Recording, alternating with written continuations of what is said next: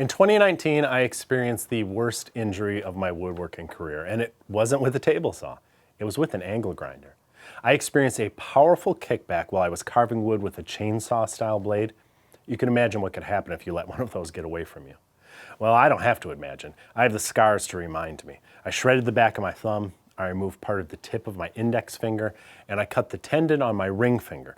It was so gruesome that YouTube actually pulled the ads and put restrictions on my original video because of a single photo of me in the emergency room. And the thing is, I was using all the safety gear, even the stuff most people never use.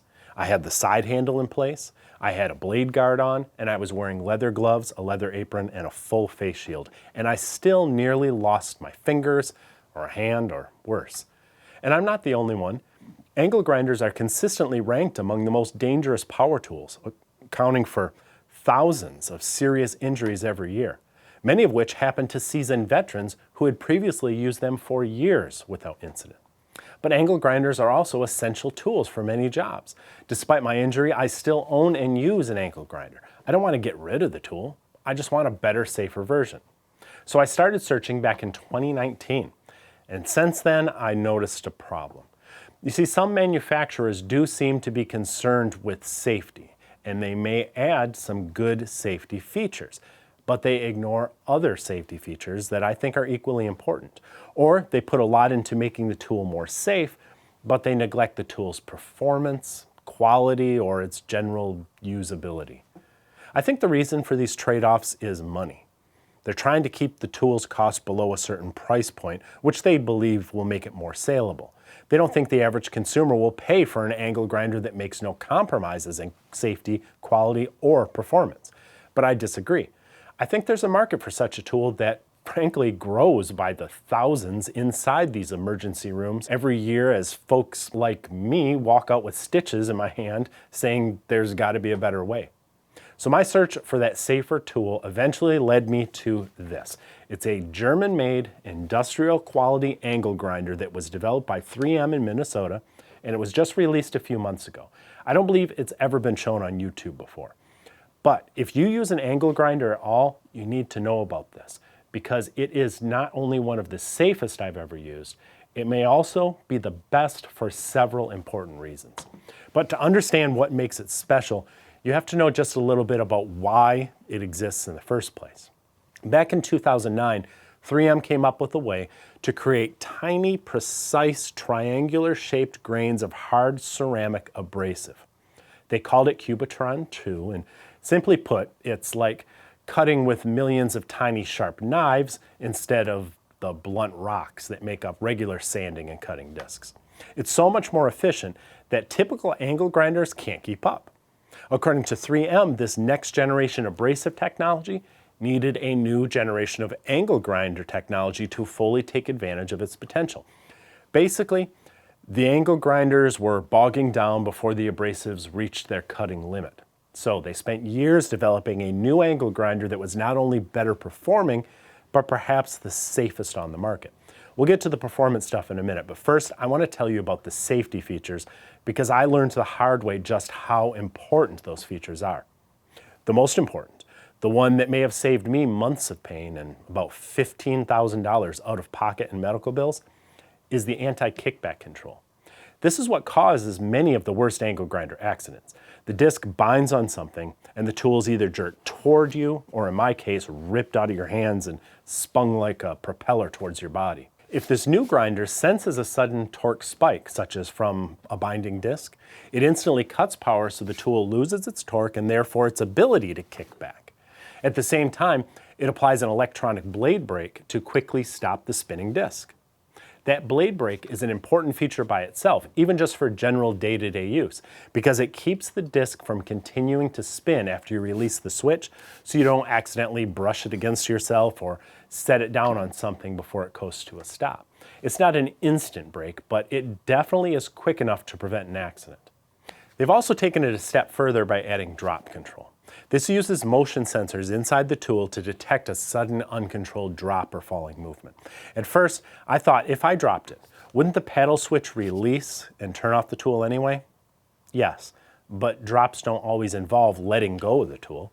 If the grinder slips from your work, The drop control will sense the accident and stop the disc before it hits your body or something else.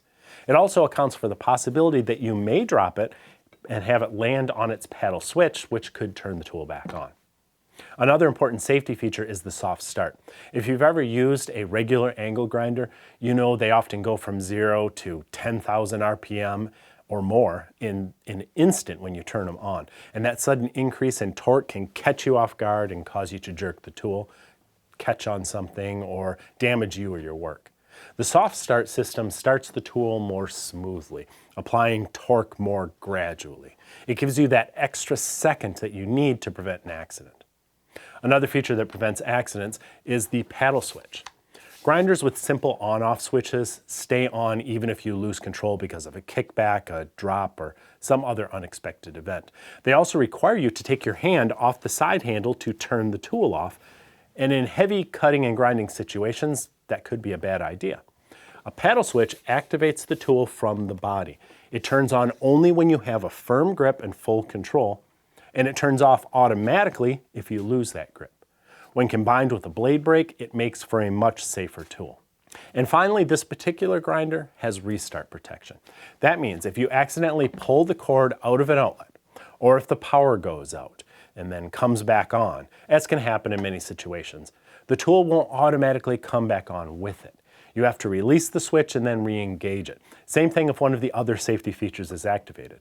The tool is designed to give you full control of when it starts spinning again. There are some other high-end angle grinders out there with some of these features, but this is the first one I've seen with all of these features in a single tool. Do you need all these safety features? This is where I usually get a bunch of old-timers telling me they've used angle grinders every day for 30 years and they never had an accident. And I agree, you can use a regular angle grinder without getting hurt, perhaps for years. But angle grinders are among the least forgiving tools out there if you do make a mistake. And eventually, we all make mistakes. I come from a family of ironworkers. They were practically born with angle grinders in their hands. But my grandfather got a nasty injury from one after 40 years of incident-free use. He knew how to handle one, but he was human, like everyone else. Every year, people learn the hard way that getting away with something in the past does not mean you will get away with it in the future. Humans make mistakes, and safety devices are there for when you prove you're human too. Of course, all the safety in the world won't matter if the tool doesn't perform. So let's take a closer look at what's inside to be sure they didn't cut any corners when it comes to quality. First, it's labeled as a 13 amp grinder, which is already a lot more powerful than most. But a closer look reveals that it actually pulls 1900 watts, which if you do the math, means this grinder peaks at nearly 16 amps. So I wanted to compare this with other 13 amp grinders, but it's hard because manufacturers seem to hide their wattage draw numbers, and the MWO stats that some are providing are not the same thing.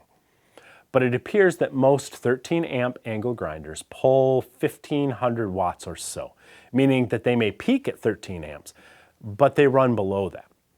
The 3M appears to run at 13 amps, but peak considerably higher at 16. At least that's what it seems from the data I could find. So I guess they weren't kidding when they said they wanted a grinder that wouldn't bog down before these next-gen abrasives reach their max cutting ability. That power also runs at a slightly higher RPM. While most 5-inch grinders run between 9 and 10,000, this one runs at 11,500. That's up to 30% faster, which means quicker cutting. Again, this is possible because the motor has more power. Otherwise, that increased speed would just overwhelm conventional abrasives and it would bog down. I noticed the faster cutting immediately, especially when paired with Cubitron abrasives. It just cuts like butter. Yet it's also relatively lightweight at 6 pounds. That and the vibration-reducing side handle make it much more comfortable to use than others I've owned. In fact, I read what reviews I could find so I could get other opinions, and the consensus seems to be that it's surprisingly lightweight for its power and that it vibrates much less than cheaper grinders.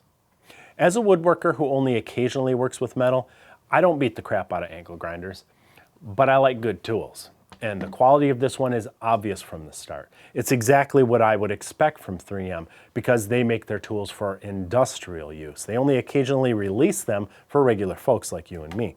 Having access to industrial quality, especially with all these safety features, justifies a little bit higher price in my opinion. I'll admit it's not for everyone, but if you're a buy once, cry once sort of person, this is definitely worth checking out.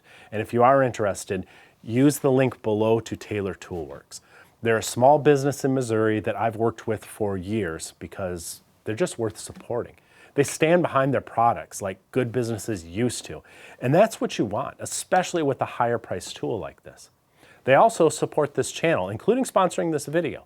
So you not only get a high quality product and great service, but you also help support the free content I make for you to watch, and you keep a good small family business going. I'll leave a link in the video description below, and I'll also pin it to the top of the comment section, but I suspect these are going to sell out pretty quickly. If they do, get on their wait list. You'll be glad you did. See you next time.